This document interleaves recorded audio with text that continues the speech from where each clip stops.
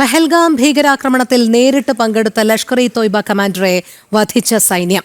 ഭീകരാക്രമണത്തിന്റെ മുഖ്യ സൂത്രധാരൻ ഹാഷിം മൂസ ഉൾപ്പെടെ 3 പാകിസ്ഥാൻ ഭീകരർ കൊല്ലപ്പെട്ടു. ശ്രീനഗറിലെ ഹർവാനിലെ ഡാച്ചിഗ്രാം മേഖലയിൽ സൈന്യം നടത്തിയ ഓപ്പറേഷൻ മഹാദേവിലാണ് ഭീകരരെ വധിച്ചത്.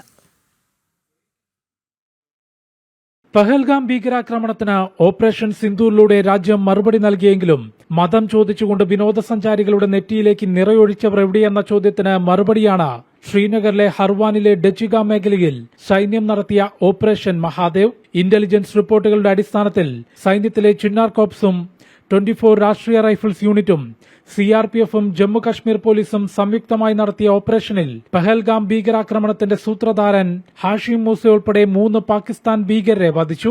ലഷ്കർ-ഇ-തോയ്ബയുടെ കശ്മീർ പതിപ്പായ ദ റെസിസ്റ്റന്റ് ഫ്രണ്ടിന്റെ കമാൻഡറായ ഹാഷിം മൂസ എന്ന സുലൈമാൻ മൂസ പഹൽഗാം ഭീകരാക്രമണം ഏകോപിപ്പിക്കുകയും നേരിട്ട് കുറ്റകൃത്യത്തിൽ ഏർപ്പെടുകയും ചെയ്ത ഭീകരനാണ്. ഡച്ചിഗാം മേഖലയിൽ കൂടുതൽ സേനാവിന്യാസം നടത്തി പരിശോധന തുടരുകയാണെന്ന് കശ്മീർ സോൺ IG വിധികുമാർ അറിയിച്ചു. The operation is still continue. It was an operation which is quite prolonged for a long time.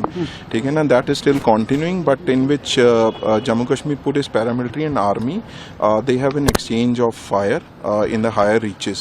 So as per the interior reports, 3 bodies are being observed and seems to be neutralized.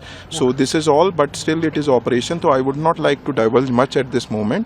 We will share details with you at an opportune time. Abu Hamza, Yasir എന്നീ ലഷ്കർ-ഇ-തോയ്ബ ഭീകരരാണ് കൊല്ലപ്പെട്ട മറ്റ് 2 പേർ. AK-47 തോക്കുകൾ, pistol, ഗ്രനേഡുകളും സ്ഫോടക വസ്തുക്കളും പിടിച്ചെടുത്തു.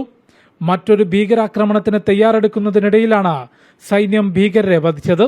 Chinese satellite ഫോണുകൾ ഉപയോഗിച്ചുള്ള ഭീകരരുടെ ആശയവിനിമയം ഇന്റലിജൻസ് വിഭാഗം നിരീക്ഷിച്ചിരുന്നു. ജനം, ഡൽഹി.